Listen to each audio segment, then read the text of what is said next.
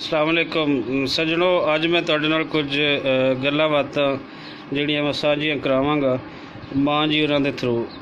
मां जी दसदे न बई लोटी जदों पई है इत्थे मैं इस टाइम पाकपतन दे पिंड दे विच बैठा वां। लखवेरा पिंड है ते साडे वड़कियां दे ते इन्हां दा इक पुराना तलक है ते वो तलक जिहड़ा है क्योंकि पंजाब दी रवायत है या कि सारे मतलब जिहड़े पुराने लोग हैं रीत पाल लोग हैं उन्हां दी रीत चली आंदी है कि तलक नूं जिहड़ा निभांदे हैं।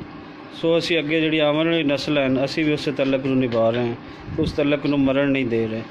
अज मैं मां जी नाल गल्लां कर रही आसू भी लोटी दे टाइम तुसीं तुहाडी कितनी उम्र है तो मैनूं मां जी होरें दस्सिया कि लोटी दे टाइम मेरी उम्र है कोई 9-10 साल। तो मेरे जहन दे विच गल आई भी क्यों ना फिर उस टाइम दी गल्लां जिहड़ियां वो कुछ पुछ लईआं जावन ते असीं पुछने आं, बाकी गल्लां मां जी अगे करदे न।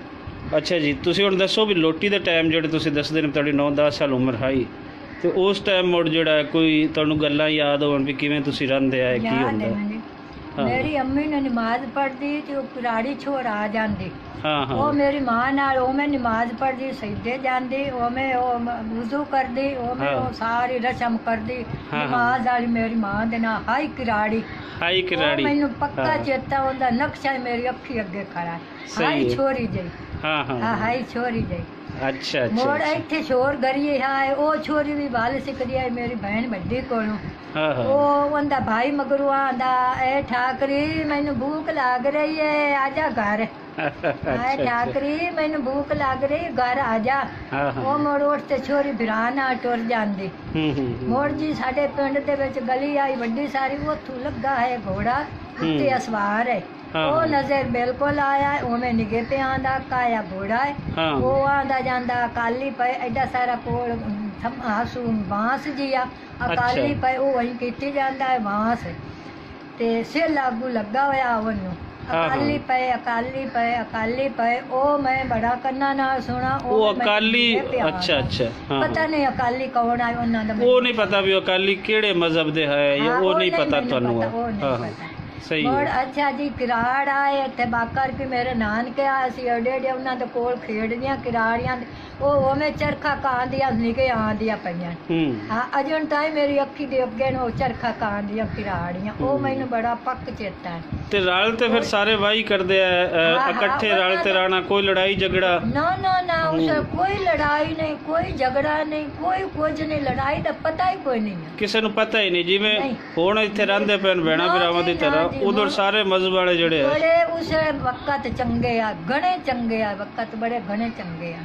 हाँ मुड़ मेरे वो नानके खूह बांधे आ उत्थे असीं सारी कतार टुरते जांदी आ ते बोडे आयो पानी थल माल इको जिहा ते किराड़ टुरदा अगे वो जो लंबरदार आ गोमेंदो ते ना किराड़ दे वो मेरी मामी आंदी भाई गोमेंदो इत्थे अपनी अट बांधी आई इदू लगी डिग विच पौंदा धड़म डिगदा चिगड़ियां बे ते मोड़ उठ ते टोर पौंदा।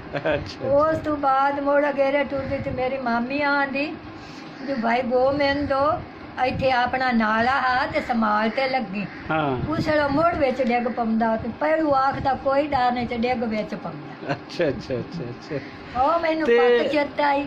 हाँ ओ मैनू बड़ा घना चेता है सा क्यों जो अखी नाल वेखा ये जिस जिन्नू तुसीं लोटी सदे ने उसे ਨੂੰ ਲੋਟੀ ਸਦਾ ਜਿਹਦਾ ਨੂੰ ਇੱਥੋਂ ਲੋਕ ਜਾਂਦੇ ਨੇ ਕਿਰਾੜ ਸਿੱਖ ਜਾਂ ਜਿੱਥੇ ਤੁਸੀਂ ਕੰਬੋ ਉਹਨਾਂ ਨੂੰ ਸੱਦੇ ਪਏ ਟੁਰ ਗਏ। ਹਾਂ ਉਹ ਟੁਰ ਗਏ ਉਹਦਾ ਪਤਾ ਕਿਵੇਂ ਲੱਗਾ? ਉਹ ਜਿਹੜਾ ਘੋੜੇ ਵਾਲਾ ਹੀ ਕਰ ਲਿਆ ਘੋੜੇ ਵਾਲਾ ਆਖਦਾ ਗਿਆ ਮੋੜ ਅਸੀਂ ਉੱਥੇ ਇੱਕ ਥਾਰੀ ਇਕੱਠੇ ਹੋ ਗਏ ਮੋੜ ਸਾਡਾ ਸਿਲਦਾਰ ਨੂਰਨ ਖਾਂ ਉਹ ਆਂਦਾ ਆ ਜਾਓ ਤੁਹਾਨੂੰ ਮਤ ਕਿਰਾ ਸਿੱਖ ਮਾਰਨ ਤੇ ਮੋੜ ਤੁਹਾਨੂੰ ਤੋੜੇ ਦਰਿਆ ਵਿੱਚ ਅਸੀਂ ਧੱਕੇ ਤੇ ਦਿਸਾ ਜਾ ਸਾਨੂੰ ਸਾਈਡ ਤੇ ਜਾ ਤੇ ਦਰਿਆ ਦੀ ਸਾਈਡ ਤੇ ਸਾਰਾ। ਅੱਛਾ ਔਰ ਜਿਵੇਂ ਤੁਸੀਂ ਦੱਸਦੇ ਪਏ ਨੇ ਵੀ ਉਸ ਟਾਈਮ ਰੋਲਾ ਇਕੱਲਾ ਜਿਹੜਾ ਹਾ ਉਹ ਸਿੱਖਾਂ ਨੂੰ ਨਹੀਂ ਆ ਉਹ ਹਿੰਦੂਆਂ ਨੂੰ ਨਹੀਂ ਆ ਉਹ ਇੱਥੇ ਵੀ ਮੁਸਲਮਾਨਾਂ ਨੂੰ ਵੀ ਆ ਕੋਈ ਪਤਾ ਨਹੀਂ ਉਹ ਅਕਾਲੀ ਕੌਣ ਹਨ ਤੇ ਉਹ ਕਿਹਨੂੰ ਮਾਰ ਦੇਵਣ ਉਹਦਾ ਕੋਈ ਪਤਾ ਨਹੀਂ। ਇਹ ਮੈਨੂੰ ਨਹੀਂ ਪਤਾ ਇਹ ਨਹੀਂ ਪਤਾ ਉਹਨੂੰ ਸਿਰ ਛੋਟੀ ਆਸੂ ਇੰਡੀ 8 ਸਾਲਾਂ ਦੀ ਆਸੂ।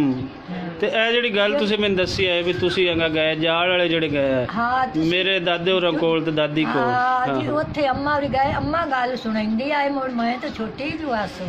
ਹਾਂ ਹਾਂ ਬਾਈ ਦਰੰਗਿਆਂ ਦੇ ਢੇਕ ਵੱਜੇ ਪਏ ਮੁਸਲਮਾਨਾਂ ਦੇ ਮਰਿਆਂ ਦੇ ਕਿ ਅੱਲਾ ਜਿਹੜੇ ਹਿੰਦੂਆਂ ने बड़े दरंगे मेरी मां अखी नाल वेखे ये दरंगे में ਜਿਹੜਾ ਬੰਦੇ ਦਾ ਜਿਸਮ ਹੈ ਮਰੇ ਹੋਏ ਦੀ ਲਾਸ਼ ਹੈ ਉਹਨੂੰ ਸੱਦੇ ਹਾਂ ਡਿੱਗ ਲੱਗੇ ਪਏ ਉੱਥੇ ਡਿੱਗ ਲੱਗੇ ਪਏ ਇਹ ਜਾਲ ਵਾਲਾ ਜਿਹੜਾ ਹੁਣ ਹਾਂ ਸਹੀ ਹੈ ਸਹੀ ਉੱਥੇ ਤੁਸੀਂ ਉਸੇ ਲਾਏ ਤੇ ਅੱਛਾ ਮੋਰ ਖੈਰ ਮੇਰ ਹੋਈ ਤਾਂ ਅੰਮਾ ਮੋਢਾ ਦੀਆਂ ਬਿਲਾਣੀਆਂ ਗਣੀਆਂ ਆਈਆਂ ਭੈਣਾਂ ਬਣੀਆਂ ਬਿਲਾਣੀਆਂ ਕਈਆਂ ਤੇ ਮਿਲਣ ਗਈ ਤੇ ਉੱਥੇ ਵੇਖਿਆ ਅੱਛਾ ਅੱਛਾ ਹਾਂ ਲੋ ਜੀ ਜਿਵੇਂ ਤੁਸੀਂ ਸੁਣਿਆ ਇਹ ਤੇ ਹੈ ਉਹ ਹਕੀਕਤ ਜਿਹੜੀ ਅੱਖੀ ਵੇਖੀ ਹੈ ਹੱਡੀ ਵਾਪਰੀ ਹੈ ਅੱਖੀ ਵੇਖੀ ਤੇ ਹੁਣ ਸਾਨੂੰ ਜਿਹੜਾ ਦੋਵਾਂ ਮੁਲਕਾਂ ਦਾ ਨਿਸਾਬ ਜੋ ਪੜਾਉਂਦਾ ਹੈ ਉਹਨੂੰ ਅਸੀਂ ਕਿਹੜੇ ਖਾਤੇ ਪਾਈਏ ਤੇ ਉਹਨੂੰ ਕਿੱਥੇ ਅਸੀਂ ਰੱਖੀਏ ਇਹ ਨਫ਼ਰਤਾਂ ਜਿਹੜੀਆਂ ਸਾਡੇ ਅੰਦਰ ਇੰਡੀਆ ਅਤੇ ਪਾਕਿਸਤਾਨ ਦੇ ਅੰਦਰ ਪੰਜਾਬ ਨੂੰ ਵੰਡ ਕੇ ਪੰਜਾਬ ਨੂੰ ਮਾਰ ਕੇ ਜਿਹੜੀ ਕੀਤੀ ਗਈ ਹੈ ਇਹਨਾਂ ਗੱਲਾਂ ਸੁਣਾਉਣ ਦਾ ਮਕਸਦ ਤੁਹਾਨੂੰ ਹੋਇਆ ਕਿ ਉਹਦੀ ਹਕੀਕਤ ਕੁਝ ਹੋਰ ਹੈ ਜਿਹੜਾ ਮਾਸ਼ਰਤੀ ਲੂਮ ਪੜਾਇਆ ਜਾਂਦਾ ਹੈ ਜਾਂ ਝੂਠੀ ਤਾਰੀਖ ਪੜਾਈ ਜਾਂਦੀ ਹੈ ਉਹ ਕੁਝ ਹੋਰ ਹੈ